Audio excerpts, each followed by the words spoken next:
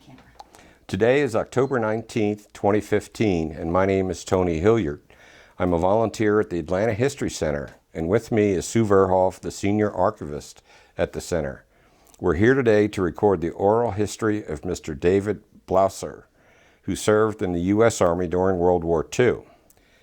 Mr. Blauser's oral history is being recorded for the Library of Congress Veterans History Project. We're honored to have you with us today, Mr. Blauser, and thank you for participating in the project. Would you begin by telling us your full name and where you live, please?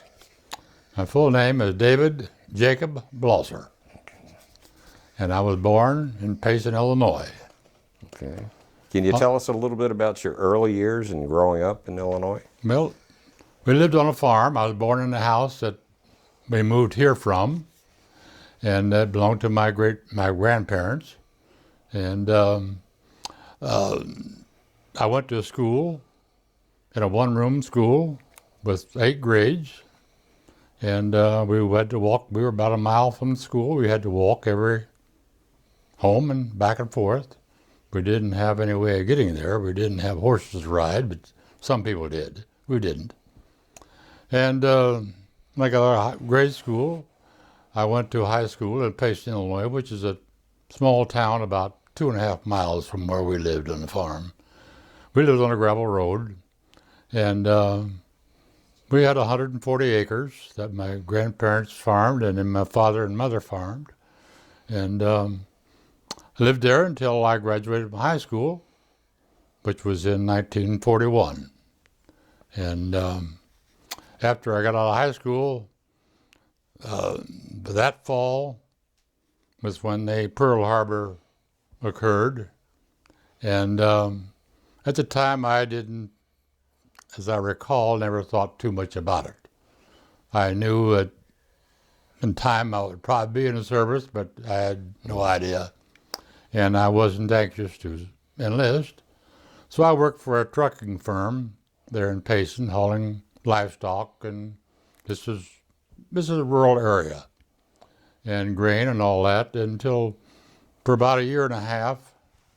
And then I got a letter from Uncle Sam and requested my assistance.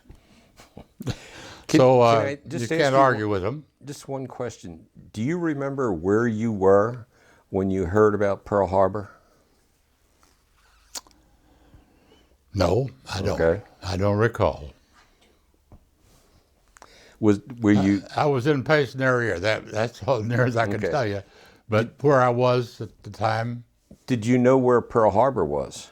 Yes, I knew where Pearl Harbor was. Yes, in the Pacific, and Hawaii, which was a strange country, but at that time it was just an island. And I've heard of it in history books, but that was it. Sure, go ahead. And as far as being a naval base, I really didn't know, because at that stage I hadn't followed military.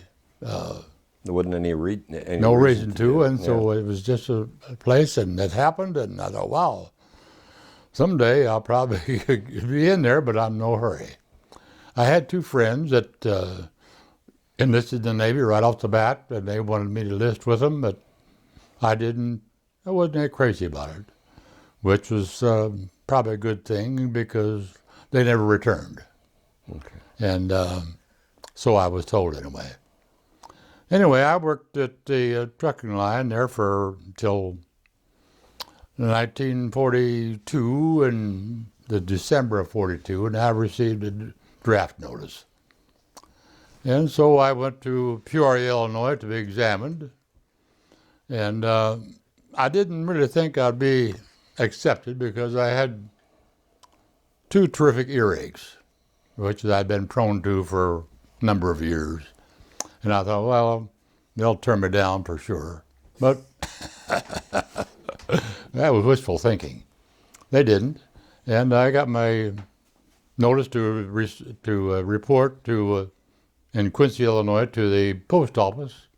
Okay. And I arrived there with a group of other fellows that I knew. One of them I knew, the rest of them I didn't. And we had to walk from the post office down to the depot in Quincy to get on a train. And we went from the train to Belleville, Missouri, which was the Air Force base. Can't think of the name of it right now, but Scott Field. And that's where we were sworn in, or we were sworn in before that, but that's where we received our uniforms and went for interrogation to what we were capable of doing, right, what our past was and all that. And we were there for about 5 days, I think. And then we knew not where we were going. We just were called out and got on a train, and we ended up in Fort Hood, Texas. Or it was called Camp Hood then. It wasn't a fort, or at the time, to my knowledge anyway. Okay. And that was just regular infantry basic training, which was a little misnomer because actually it was called a tank place. I'm trying to think of the name of it now, but mechanized. Anyway, we just took basic training, infantry, marching, hikes, gun shooting. There were no tanks in visibility, but it was an armored base, and we were kept away from them. And we were there for the 13 weeks, and which was interesting, let's put it that way. It kind of brutal in a way, but everybody survived, and which many millions did the same thing. Anyway, after 13 weeks, during this 13 weeks, let me go back a minute, we had a case of spinal meningitis that developed in the base, and that quarantined everybody. So almost for, I would say, at least 10 of the 13 weeks, everybody was confined to base. Nobody got passes anywhere. And of course, when the basic training was over, the quarantine was lifted, and a friend of mine, we went to a little town of Killeen, Texas, and on a bus. And when we got off the bus, everybody was in town. So we got on the bus again, went right back to base. We went to PX where nobody was there, and we had the whole place to ourselves. Anyway, after that we were put on a train, and this group I was with, which was, I don't know how many, whether it was a company or a battalion, I have no idea. It was just a lot of guys. And we ended up in Camp Shenango, Pennsylvania, which was just another base as far as we were concerned. And we sat around there for, I think, about 4 or 5 days. And then we were put back on a train again. We were sent to Fort Eustis, Virginia. Okay. And it was a new base that right now I think it's an armored, not an armored, but a locomotive it's a transportation train place. Yes. At that time it was a swamp. Anyway, we got all our shots there, every kind of shots you can imagine. And after about a week, we were put on a train again and ended up at the port in Norfolk, Newport News. That was it anyway. Yeah. Okay. And there we got on this huge, big ship. I don't know how many thousands of us there were, but it was jammed full. And we had a stateroom that had probably 15 guy berths stacked up like this. And it was an interesting trip. It was alone. We weren't in a convoy. And at least there was no convoy that I ever observed. I spent a lot of time on deck because you almost had to. And it took us 7 days.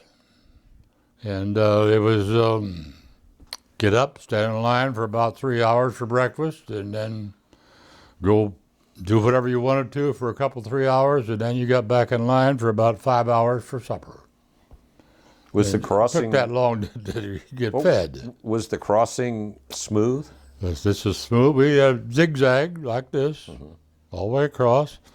And the 7 days we ended up in Casablanca, which I'd never heard of before. Well, I heard Africa, but then whoever studied that much. And we got off there and got on trucks, and we were moved to a replacement depot outside of Casablanca, the city limits. And first sign I saw when I got off the boat was a big Coca-Cola sign. I thought, I had no idea Coca-Cola was anywhere. Okay. I was just an old country boy. I hadn't been too far from home. But anyway, we in the replacement depot, it was get up and get fed and march and drill, gasolinics and whatever. And after about, well, I don't remember the time, but it must have been a week or two, I got called out with about 3 other fellows in this tent that we were in. And we were trucked into Casablanca to a quartermaster depot. And I was assigned to a semi-truck loaded with canned goods. And we had a convoy and we drove to Oran, North Africa, which I don't recall just how long it took us to get there, but it was a couple of days because their convoy were very slow and the highways in Morocco weren't the best. Right. And so you weren't going very fast. And we sampled some of the wares we had along the way because open a can and peaches, pears, you know. Anyway, this lasted for 2 weeks. I made 2 trips back and forth. And then I was sent back to the same depot again. And by that time, all my friends had disappeared. They'd gone somewhere. I never saw them again. And until later on. And then after that, we moved to another replacement depot, which was, as I recall, in a cork forest. They called them cork trees. I don't know. They looked like trees to me, but they referred to them as cork trees. And we spent probably 2 weeks there, maybe longer. I don't recall. The time evades me. Anyway, we were moved in to another replacement depot. I was in 5 replacement depots from Casablanca to Beirut. Or Bracciano, not Beirut. Can't remember the town now. Anyway, in each one of them it was get up and drill, goof off. We couldn't go anywhere.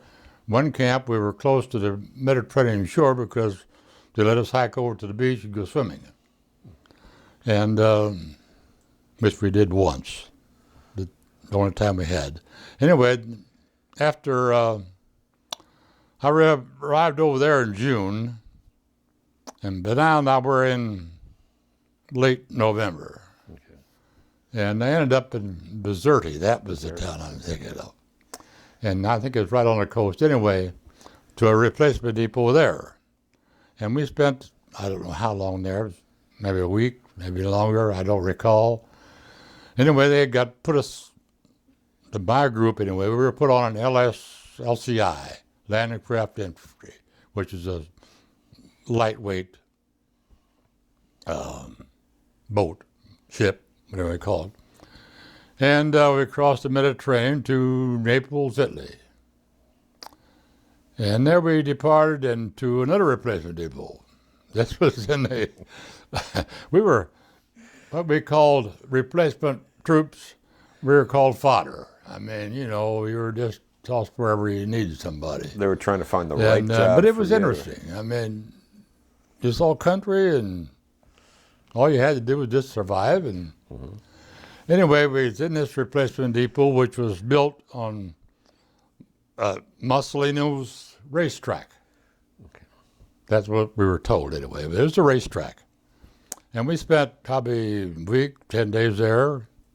There I got the first opportunity to go AWOL, which several of us did, into Naples and horsed around. And then I got called out to a temporary duty again, but this time to the 1051st Port Construction Battalion, which I thought was from heaven. I mean, there I was in a construction company. There weren't any bullets flying around or anything. We repaired the docks because the Germans would come through every evening and they would drop a bomb on or 2 or 3 on the piers and the docks. So it was our job to repair them. And there I drove a bulldozer for a while, pushing dirt and scrap that they piled up. And then I was given a 2.5-ton truck, and I hauled cement from Salerno, cement plant in Salerno to Naples, which was, I don't know how many miles now, I can't remember. But I did that for 3 months, and I had 3 Italian boys with me on the truck. They did all the work. As long as I gave them chocolate and cigarettes, they were happy and I was happy. They unloaded me and loaded me up, and all I did was drive back and forth, which I thought was heaven. I mean, can't beat it. Anyway, after about the home bivouac of the construction battalion was in an old serum factory up on a hill above Naples. And so then we just would take trucks and go down to the pier to work. And after about a month, this master sergeant that was in charge of the crews that I worked with, he says, I'm going to move to an apartment and I want you to go with me. But boy, this is getting better all the time. So we did. We moved down to Casablanca, Italy, which is just down the coast away from Naples. And we had an apartment there, and we'd go to work in the morning and come back in the evening, and it was just like civilian life. And I got to know the neighbors. Met a girl there named Rita, and I ate dinner with her parents a few times. Didn't care for the food, but they had one thing that had struck me as rather odd. They had grape leaf pie. Pie made out of grape leaves. Wasn't very good. Anyway, my tour there ended, and the dispatcher sergeant kept telling me, he says, I'm gonna keep you when your term is up here, your 90 days. But he speaks with forked tongue. It didn't last. Anyway, I was back in the replacement depot.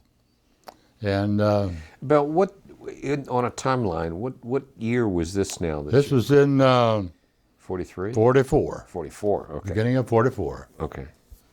I spent Christmas in the replacement depot and the racetrack replacement depot. That was our Christmas. And so it was in January when this was going on. And anyway, because I went back to the replacement depot, and I must have spent a couple of months there. And I got tired of hiking, and so I got a job in the kitchen slicing bread. KP, which was a good deal. I mean, didn't have to do anything else. And I did that until I met a friend in the same tent. We got to talking one night. Everybody was talking about their home. And this guy lived about 9 miles from where I lived. I knew of him, but I didn't know him. I'd heard of him. And he worked for a trucking firm down in this little town, about 9 miles from where I lived. And so, I mean, here we got found somebody. Anyway, right after this, after so long a time, he and I got pulled out with a group of other fellows. And we were sent down to the dock, got on a LST, landing ship tank, and we rode up to Anzio, Anzio had been there now for several months. It was still a beachhead. They hadn't got very far. And they unloaded us there. We walked in. We didn't know where we were going. And the sergeant that had us in a group asked for volunteers. And I was a little silly of that, so I didn't. Anyway, the group that did volunteer ended up with an headquarters company, which was a bad company to be with, because they went out in front of everybody. And so I was glad I didn't. That's what I heard later on. So anyway, I waited until they got around to the rest of us, and they told us we're going to a tank outfit. We got on a truck and drove out the edge of town, and the tanks at that time were buried in revetments. They had dug out, and next to them they had just little holes and caves where we were bunked. And this was the 191st Tank Battalion. Never was close to a tank in my life. That was the first time. And they lined us up, and the sergeant come out, and he says, I needed 3 drivers. So I volunteered the first time in my life. I always told you, never volunteer, but I did this time. Because I figured if I was going to be in it, I wanted to drive. And so I was the driver. My buddy that I'd met, this friend of mine, he was assistant driver. And that's the first time either one of us ever been in a tank, even close to one. And this was probably before noon. So we spent the rest of the afternoon just laying around. He and I crawled through the tank to see what it looked like. And later on, the sergeant come in and says, let's load up, we're going to move out. And I got in that and figured out how to start it and pull the levers, and we moved. So nobody really showed you? You had to figure it out yourself? Yep, never been in one in my life. Never even close to one. But it wasn't hard to figure out. I mean, they're fairly simple. That's true on the job I've driven training. a truck for many times that I knew pretty much. You had levers, you had a clutch, and you had no brake, just a clutch and a gear shift, and the levers to pull back and forth. So it was fairly simple, really. And we moved up to the front line, and we got shot at a few times with mortars, basically. And a few rifle shots you could hear, but the mortars just kind of went around you, didn't hurt you. Felt pretty safe in there, you know. And the first night we were up there, we didn't come back till very late that evening. And because we got pinned down into a ravine, I remember. And they had some heavy guns shooting, and my lieutenant didn't want to go. So we didn't. We sat there until they got dark enough we could move out. And we went back to our bivouac area. And after this, we went back up 2 or 3 more times, as I recall. And then then came the day that the 2 armies broke out and headed for Rome. They busted through the lines.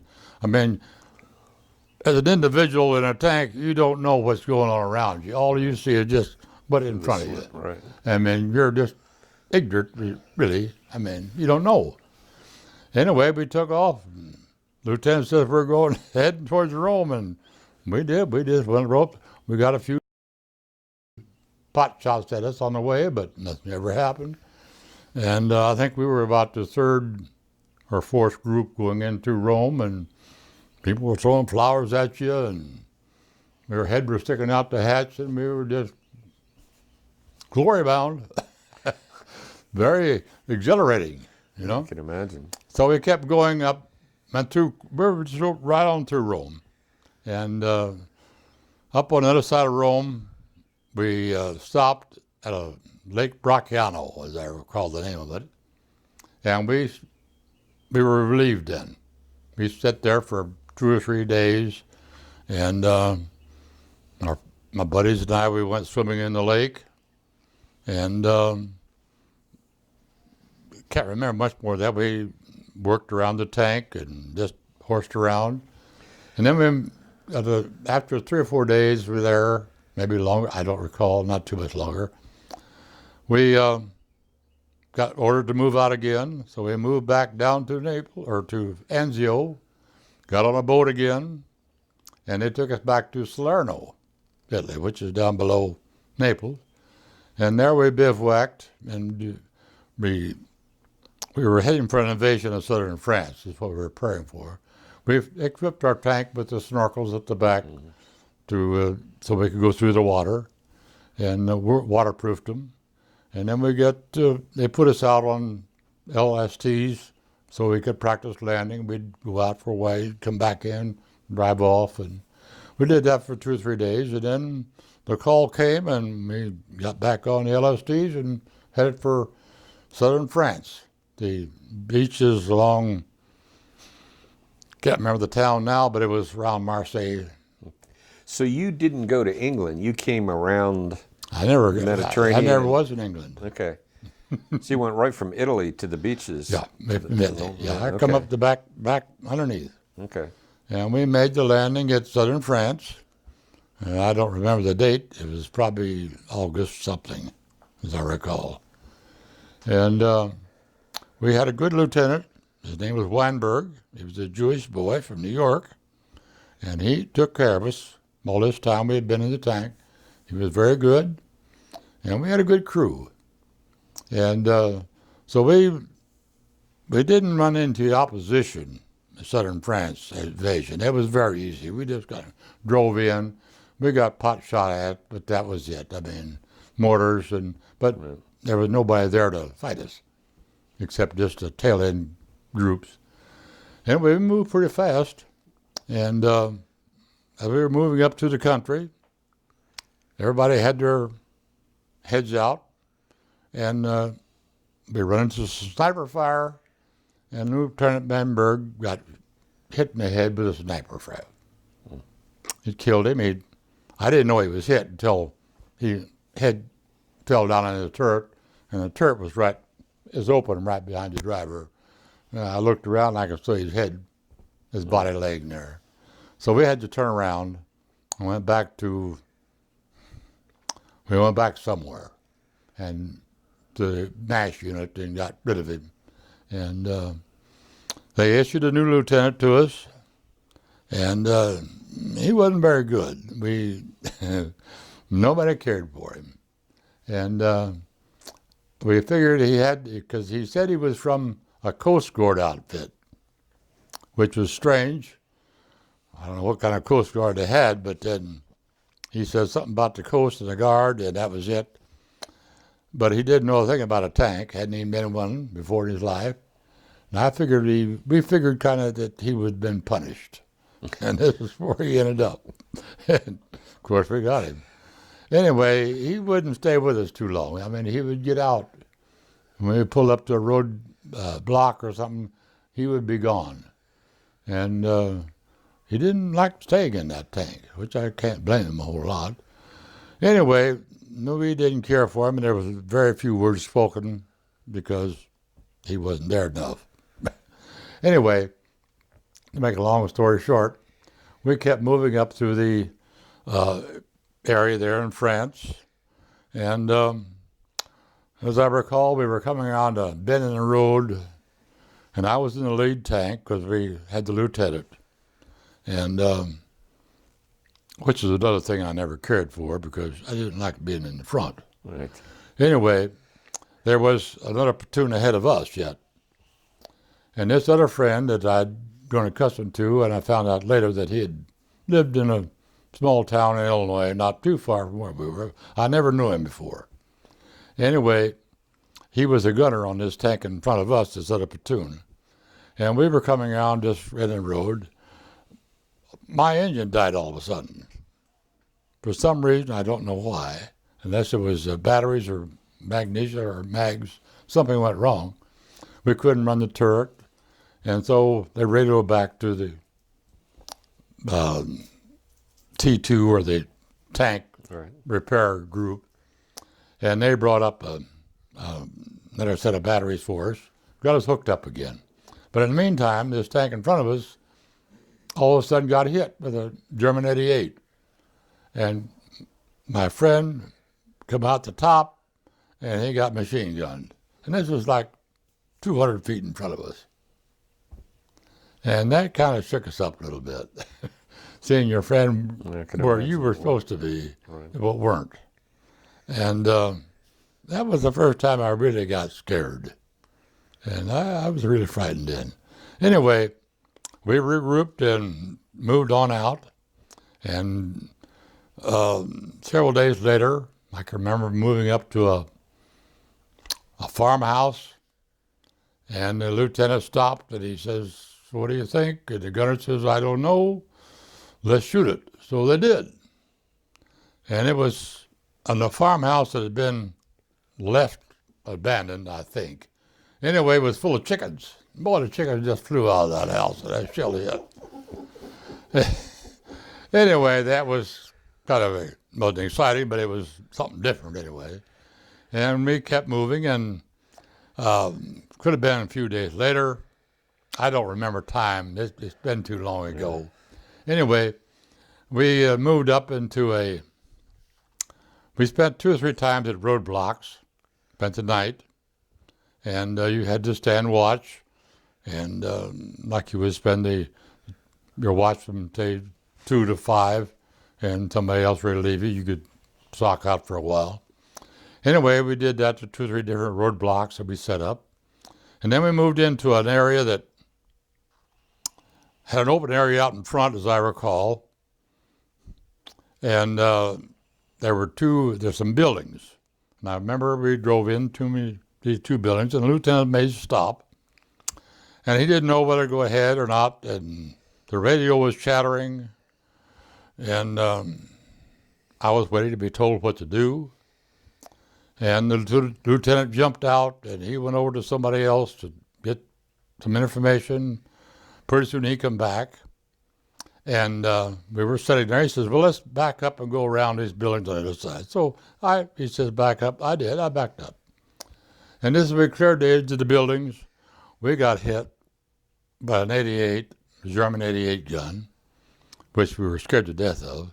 Anyway, it come through our right front track, right underneath the gunner's, or my assistant driver's, Bill's feet, took off his calf of his one leg, and right to the transmission, which was right along the driver here. It was all cast iron, and it blew up. And I was trying to get out, push my hatch up, and it wouldn't go because the gun was stuck over the top of it. And from here after this, is all guesswork. But somehow, Bill, there's a trap door right under his feet. He kicked open the trap door, and somehow or other, I got across the top of this transmission, which is in shatters. I don't know how I did it. I have no idea. But I don't remember any of this. All I remember is when I got on the ground, I was crawling out back of the tank and heading for a ditch that was mid-crossed. And I don't remember any of this, how I did it. That's what I don't remember. It was just so happened so fast, right. It's all blank.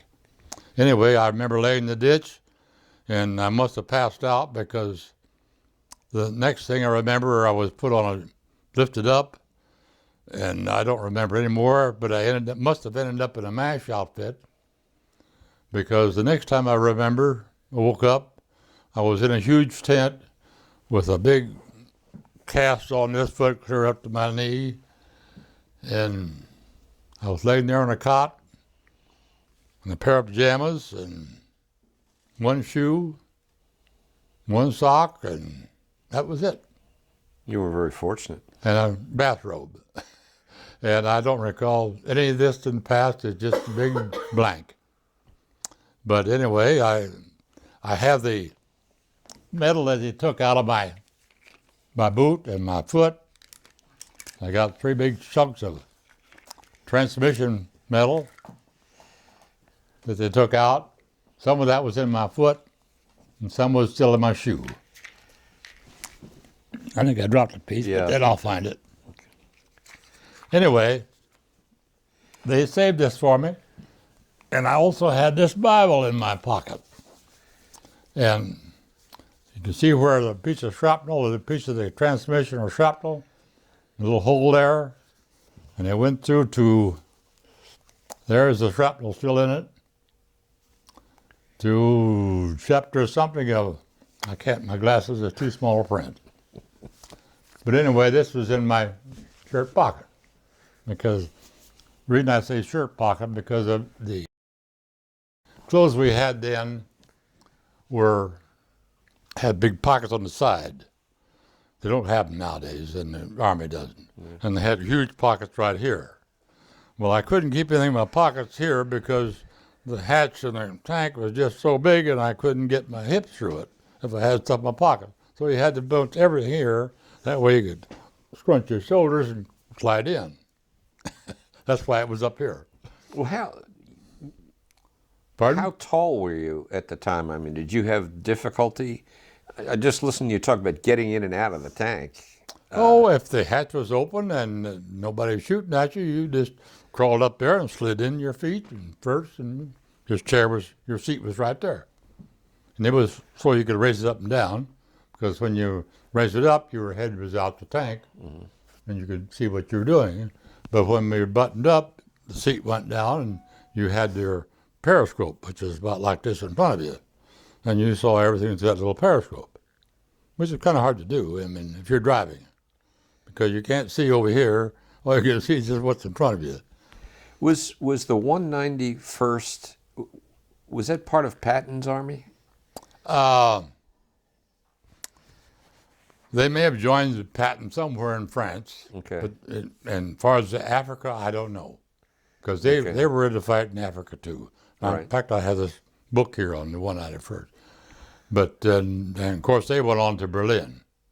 But my term with him was just from a few months. Yeah, because he came over after the landings in Europe, and Yeah. then, Well, we might have joined. yeah. We were a tank battalion that floated from the Okay. one division to the other. Yeah. 45th and the 3rd Division, we floated back and forth. Because when we were in France, some nights we would travel all night, going from maybe a 3rd Division part to where the 45th was. Okay. Yeah. And we'd go through those mountains and tried to drive with that. All you could see was just the little tail lights of the tank in front of you. And then the mountains, it was a long way down. Yeah. You know, How the long, French Alps, we drove through those. how long were you in the MASH unit or the hospital? Were you evacuated back to the States, or did you stay in Europe? After I was in this tent, and I woke up and I had my cast on and bathrobe, pajamas, and I was there probably 2 days. The lieutenant or the nurse told me, says, as soon as the weather clears, it had been raining hard, and we'll get you out of here. So the day came, and I think I was there 2 days, and they put us on a plane and flew us back to this general hospital in Naples. And that was in September the 3rd is what we got knocked out. From September the 3rd, I was back in the hospital less than 4 or 5 days, I think.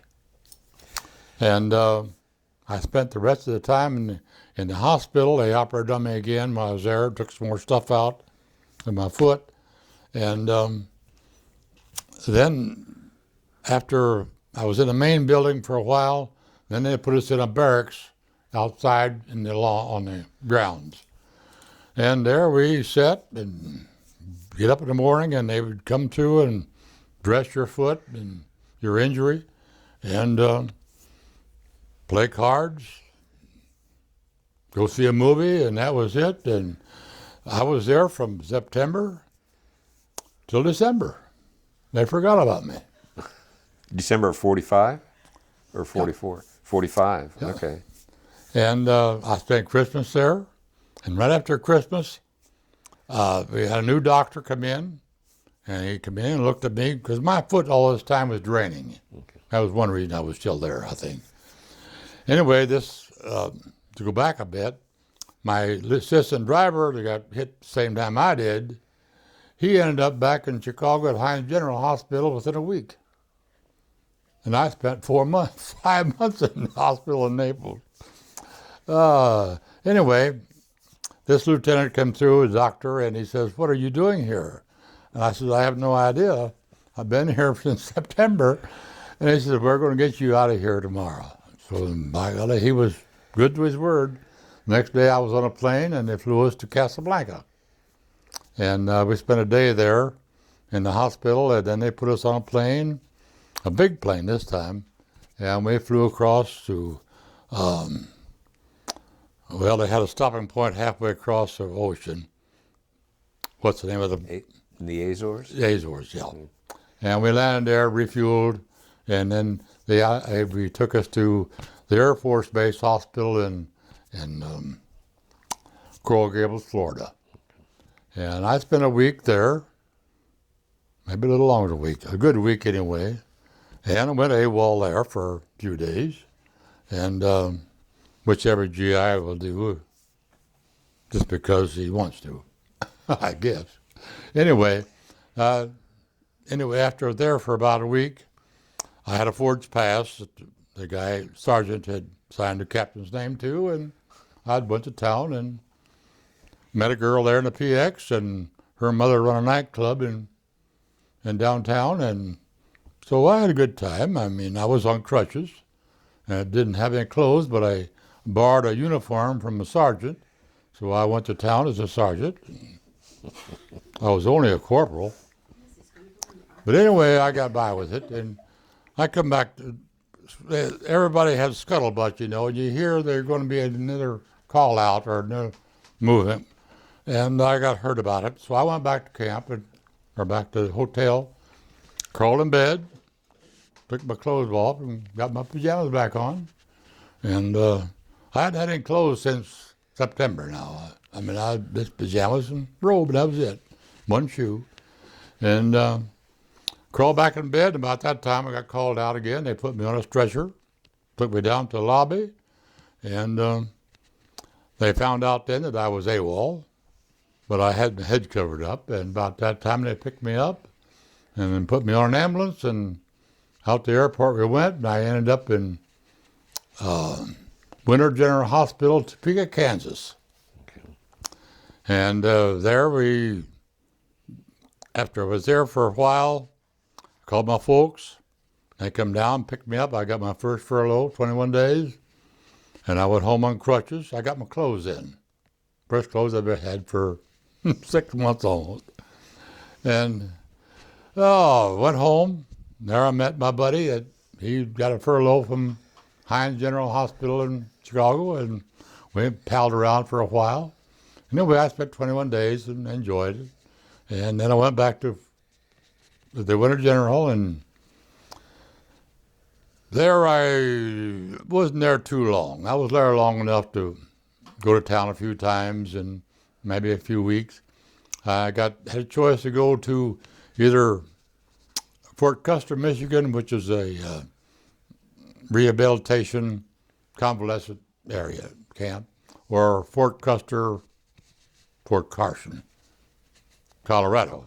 Well, I picked out Michigan. So I went to Michigan, which is between Kalamazoo and Battle Creek. And there we would go to Chicago. We'd get passes, go to Chicago per day and come back. And finally got my discharge. And then I went back to Payson, took a train, and went out of Chicago. And after I got home,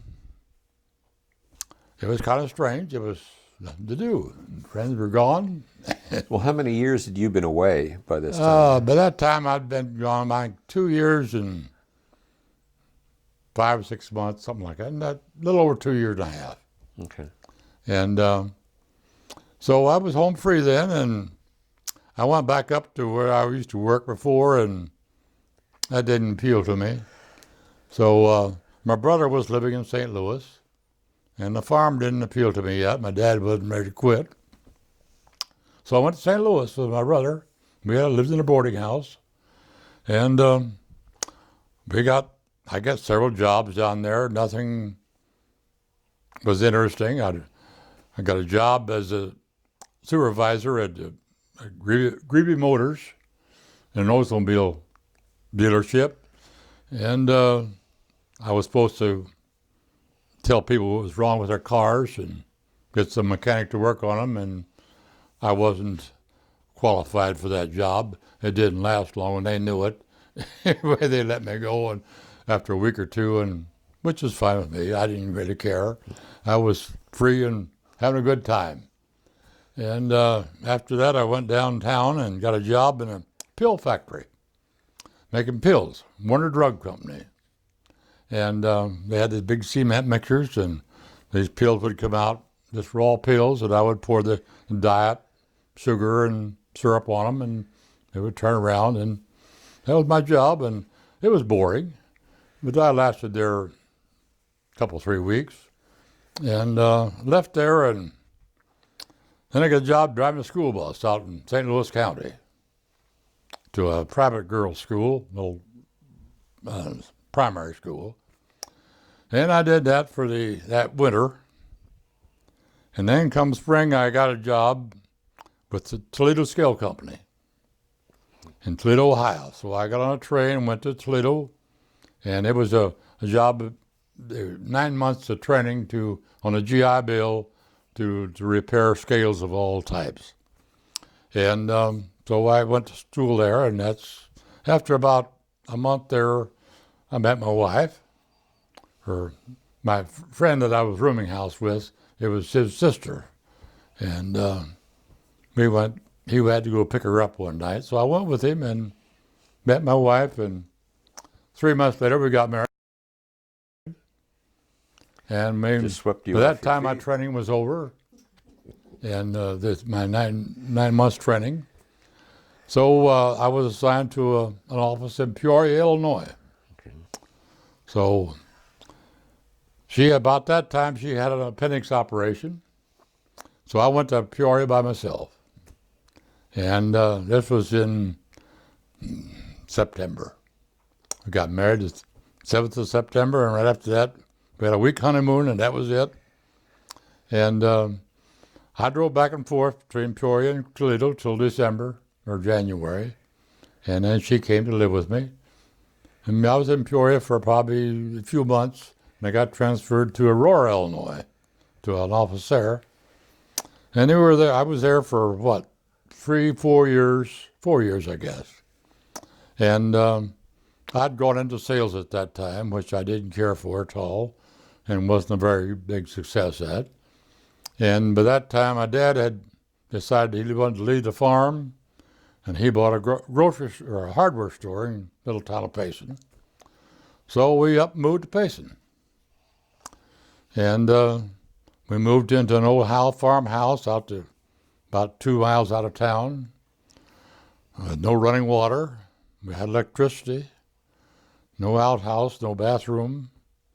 And we had a son by this time. He was about 6 weeks old. And at that time, I think my wife and I weren't speaking too good. I mean, she wasn't, she was a city girl, and I had taken her to the roughest thing in the world. But we've survived. Anyway, after about a few months, we worked the house till we had a chemical toilet and could get by without the bathroom. We had some water in there and electricity, so we survived for a few months. Then we bought an old house in Payson in town. And it was an old house it must have been 100 and some odd years old. And we tried to remodel it, and we did some. And about that time, my folks decided they wanted to leave the farm. So we just traded houses. So we moved to the farm, they moved in town. And after that, we farmed this was 1950. And What did you grow? What was the crop? we cropped corn, oats, beans, soybeans, and we had livestock. We raised, we had milk cows for a while. We milked and raised hogs, a lot of hogs. And then after a few years, we got into the chicken business and laying hens. We raised eggs, and we built 3 big chicken houses. Finally we ended up with about 10,000 chickens, laying hens. And we had our USDA packing shed, and we cartoned eggs for the stores and everything in around Quincy and surrounding counties. And we were in ag business for probably, 15 years, something like that. For what? The egg business before we finally got kind of pushed out. We couldn't compete with the big boys. Yeah. And they got to be where it was just not profitable, so we sold my egg accounts that I had to a fellow over in Missouri and got out of the egg business. And at that time, I found an opportunity to work in town, the Knee-High Bottling Company. And in Columbus, Georgia, was opening a warehouse in Quincy, and I hired on as a manager, and I sold soda pop for 8 years with the soda company, but we had too much competition with the Pepsi-Cola and Coca-Cola, and they figured they could make drop shipments to our stores and things cheaper than they could keep a warehouse and employees. So they closed it up, and that left me without a job. And then I was unemployed for a year and a half, 2 years, I guess. Kind of bummed around different things. Tried raising worms. That didn't work out too good. And then I got a job with a data center that was processing data from the different banks around the local area. And I was running their transportation department. I had, I think, 8 drivers and 5 cars, and we would send out cars in the morning to pick up the documents. They'd bring them into the center, and we would take them back the next morning. And this lasted for about 12 years. And the data center decided that was when the banks began to get all their own computers. Right. So that put us out of business.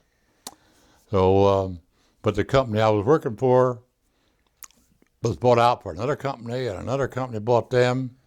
And I still get a pension from them because I was there long enough to get a pension. So then we didn't do much of anything outside of playing golf for about,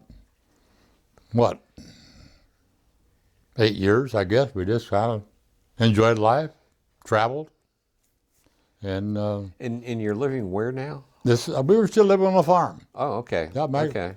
We kept the house, and the year before we moved down here in 2000, I sold the land to my tenant that had been farming my ground, because I'd bought the farm from my mother back in 1970. And so I sold the land to him, and I kept the house and 3 acres. And we were still living there, and it was very nice, 10-room house. And my daughter lived down here in Georgia, and she says, "Why don't you move down here?" And of course, my relatives she had no relatives there at all, and mine were all either died or the kids had all moved away. So we decided to just sell the house, and we moved down here. And we've been down here since 2000, and we bought this place here, and when it first started, in fact, when we bought this lot here, this wasn't even built yet. We had to go back to Payson until it was built. We bought it in April of 2000. We didn't move in here in November. We had to sell our house we had a big sale. So you have 2 children? I have 2 children. The son is, he's a retired Navy man. Okay. He was retired as a lieutenant colonel, lieutenant commander, excuse me. Yeah. And he lives in Oregon. And my daughter lived here in Georgia, Atlanta. And her husband worked for the UPS. And so we moved down here, and we've been here ever since. Let me take you back a little bit.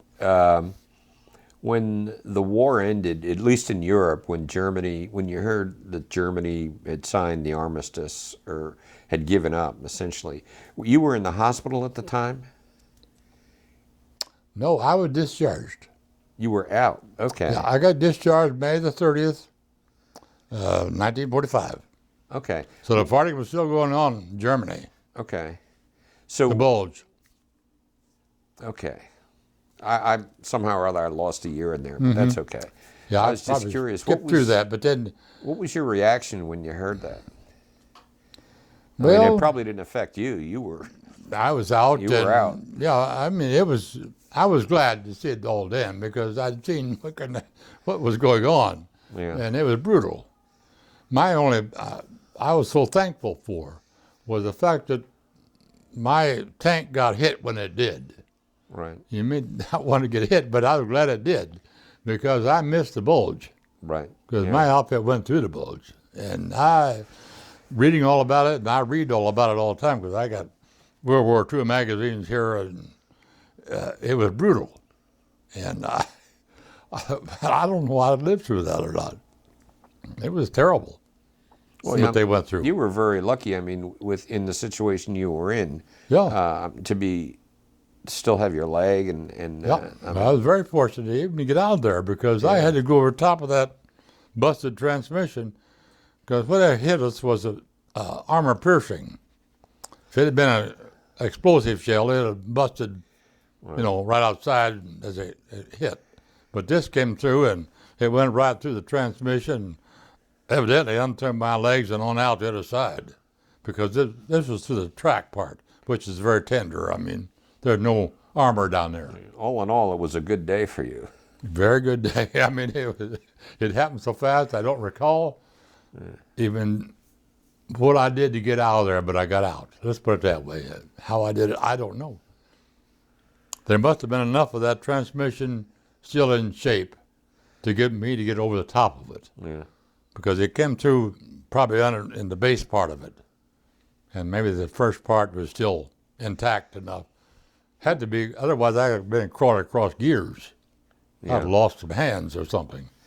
You mentioned earlier that when you were wounded, they had quite a bit of rain. Before you were wounded, did you have difficulties getting around? No, it hadn't rained. Oh, okay. But it was when I come back out and woke up in this tent, it had been raining. So how much time had passed, I have no idea. Okay. Couldn't have been over 3 or 4 days. So that was September of 1944 when you were wounded, correct? Mm-hmm. Okay.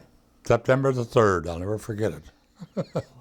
Do you know what happened to the rest of your crew? I have no idea. Bill, my Vincent that I was telling you about, my friend, I knew he was sent back he went through a match just like I did, but he got sent back immediately to, maybe that because he's missing part of his leg, I don't know. Yeah. But he was back Well, there God bless you. I mean, less than a few weeks. Yeah. Pardon? I said, God bless you. That was. Yeah. But I loafed around. I've got pictures here, dozens of pictures of me in that hospital with the robe and bathrobe and crutches, and I had a good time. I mean, there was nothing to do except to eat and sleep and play cards and. Well, you took your chances now. I mean, you were out of it. I mean, that's Yeah, that's I was out of it, and in fact, you didn't even pay attention to what was going on, really. What was going on, the fighting, you heard the news. You didn't read much about it because there wasn't a newspaper you saw every day. The Army issued a paper, but you never saw it half the time. When you got back to the States, I mean, once you were, I guess, mobile is the best way to put it. What was the reaction in the States, in the United States, as the war was winding down and then after the war? I know, what was the attitude of the American people? I don't recall. I mean, they were just... Glad it's over? Yeah, I mean, it was going on and people went on their lives and they didn't like what they read probably, but then it didn't affect... They didn't sit and brood over it, or anything like that, I don't think. But my mother kept track of me. I mean, she got my notice that I was wounded, and when I got back to the hospital, I had a lot of dust in my eyes. I didn't see too good. I could see where I was at and all that, but I couldn't read because it's too fine. And so I didn't write home. And I got called on it. And first thing I know, I got the Red Cross coming in. Why aren't you calling your mother or writing your folks? Because my folks, they went to Red Cross and they sent a over to Naples and chewed on me. So I wrote a letter home. Got to meet your first sergeant. So, but really I was laying in the hospital and things were just going on around you and you didn't pay a whole lot of attention to them. I remember one thing that was interesting. The bunk next to me on this hospital before I got moved back out in the backyard was a black boy. And when I woke up and was still there for a day, I said, "What happened to you?" He laughed and laughed and laughed. And he said, "Well, I was..." He belonged to some quartermaster or something outfit that wasn't on the line, I think. Anyway, he says, "I got horsing around with this Italian girl, and her father took a shot at me. He had a butt full of buckshot. He had to lay on his stomach all the time." I says, "You going to do that again?" He says, "No, I don't think so." I don't know whatever happened to him because I got moved out after that, and I don't know what happened to him. Well, you get disability for that. But that was another fellow. He was in the. We played cribbage all the time. I haven't played cribbage since then, but there was nothing else to do, so I learned how to play cribbage. And we sat there on our bunks and just played cribbage by the hour. He got half his hand blown off, and he had it all big in a big mitt, but he would do everything left-handed, and we'd sit there and play cards and hour after hour, and go to the meals, maybe go to a movie if they had one that was interesting. Day after day, day after day. Doc would come through. You were on the line. I mean, obviously you were wounded. I guess when it was all over, in your estimation, was it worth it? Yeah, I think it was. It was maybe different battles were unnecessary. I don't know. That was up to the brass. I mean, but yes, because I saw girls, ladies, women in France. Didn't see too many in Italy, but in France I did. With shaved heads, where they had been, what do you call it, corresponding or with German soldiers. And they were shunned. I mean, they were just made to keep their heads shaved, or else they shaved their heads. I don't know what they were forced to, I suppose. Yeah, I think that's true. And the food, and nobody had food. I mean, the hunger and everything. In Italy, it was at these replacement depots, especially when you worked around the kitchen, which you didn't like to, but then sometimes it's better than hiking. The children that would come around to the trash, when you got through with your meal, you didn't eat all your food, you just put it in those big garbage cans, and those children would come in and just grab at it from hunger. That tore you up a little bit. Yeah, but you saw this all the time at every base. And when I was at this port construction company, I was driving a truck, and I'd come back with a load of cement. I had to pick up 2 or 3 soup cans, or garbage cans, which was filled with split piece soup. I've always hated split piece soups ever since then. Anyway, I had to take this down to another area of the port, which was probably 10, 15 miles down the line a little bit on the coast. And they had another area down there where they had to feed their Italian laborers. And I would haul the soup down there and ladle the soup out in their tin cans. And I didn't ladle it, the kids on the truck did. My job was just to haul it down there and haul it back. But it was pathetic. I mean, there were just no food, hunger. Was there a lot of destruction? A lot of destruction. Because everything was bombed and riddled with shells. But then there were areas that weren't touched, too. Like this serum factory we were based in there with the port construction company. It was completely intact. I mean, the Army just took over. And they moved out and they moved in, and that was bunks and mess hall, and they had guys that hauled some of the mess down to the docks, so the guys wouldn't have to come back. But that was a sad part. A lot of it is seeing the hunger and the destruction. And while I was in this replacement depot in Naples, was when Vesuvia erupted again. Okay. And that was kind of interesting. You could see the ash and stuff at a distance. And all this time they were fighting up on the Atlanta Casino, which is up in the mountains. That was going on. And I never got up there because I was glad I wasn't. Because that was nasty stuff. They didn't have many tanks up there. They were mostly infantry and in the mountains. And but anyway, you could hear the fighting. If you were in their neighborhood, during the evening, you could look out over the top of the hills there, and you could see flashes. You could hear the boom, boom. But you got so used to it, you didn't even pay attention to it anymore. But Did you keep in touch with anybody from, were you close enough to keep in touch with anybody after the war?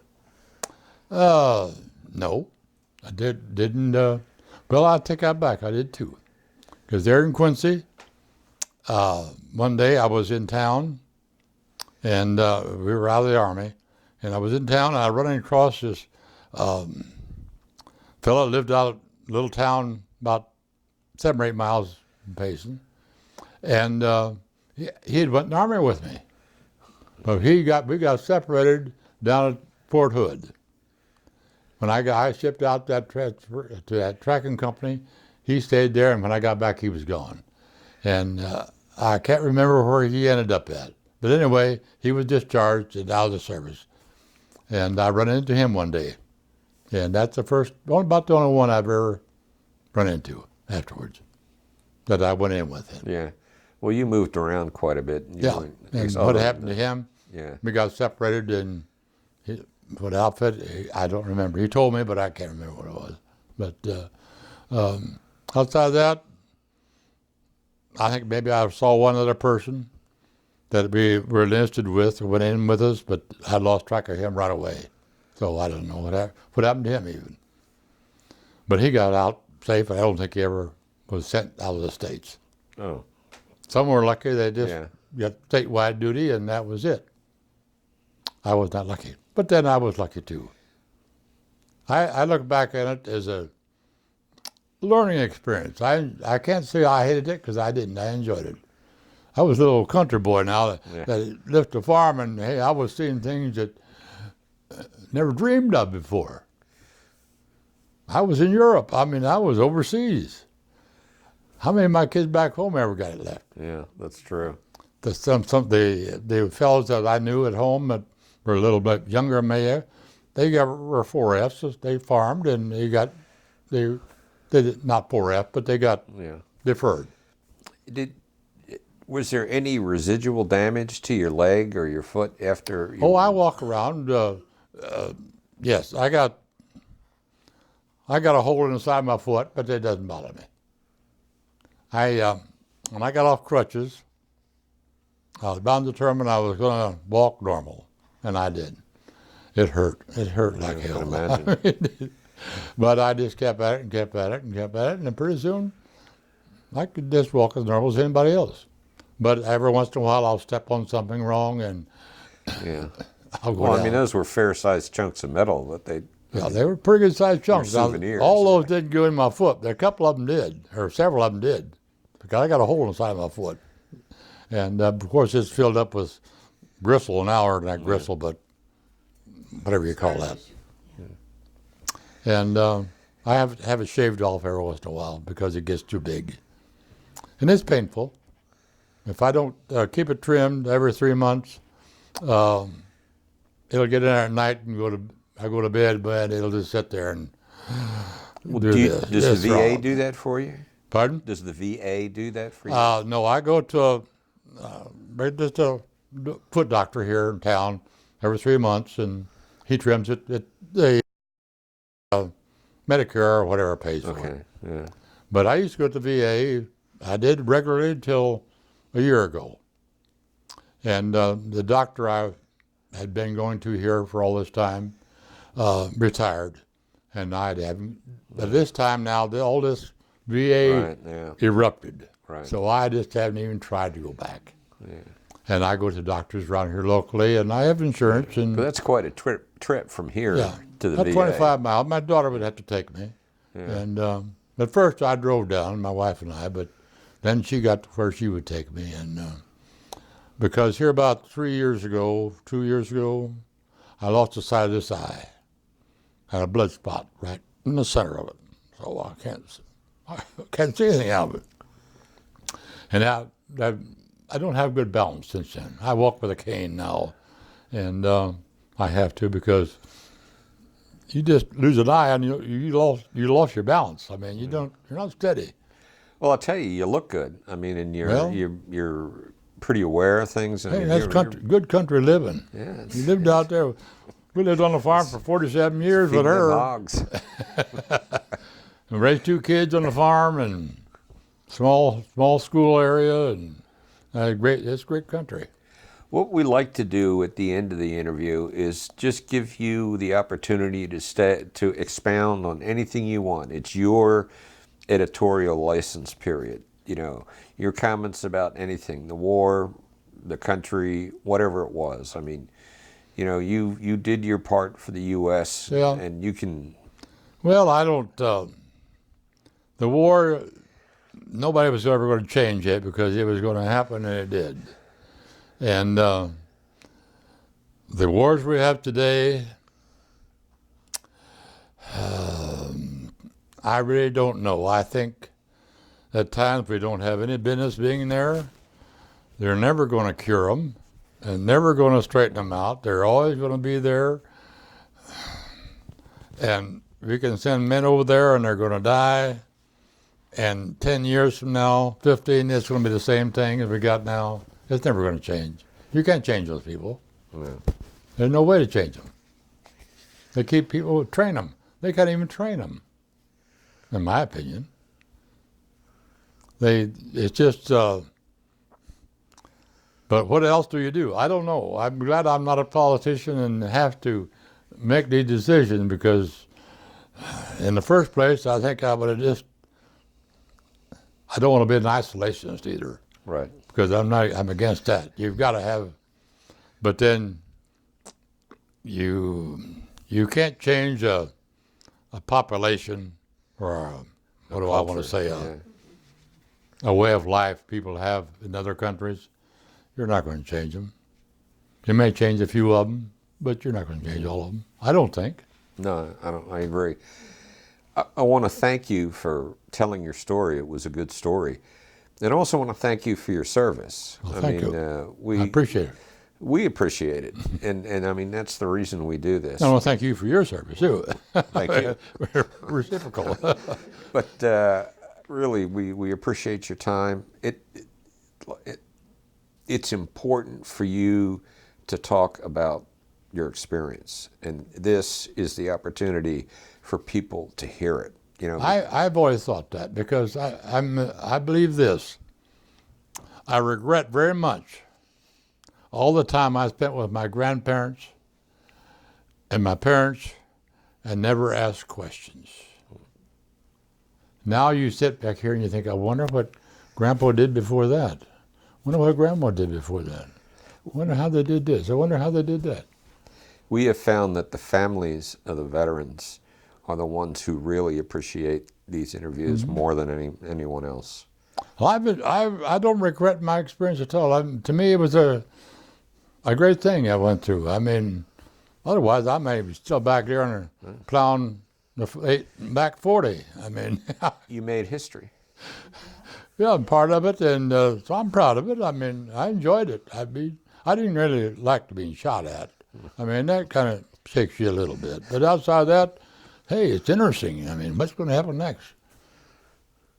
Well, again, thank you, and we really appreciate the time we spent with you. I appreciate you coming here and taking it. Did it once before, but I'm glad to do it again. I mean, Well, we're glad you did. I'm just sorry the young kids now, they don't want to listen to you. They will. They will. They will. Yeah. Sarah does.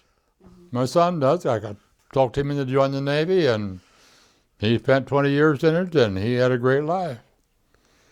Got a great rank in it, and he flew all over the China Sea and Japan, and in fact, my son and daughter-in-law adopted a little Chinese girl, or Japanese girl, when she was, 2 weeks old?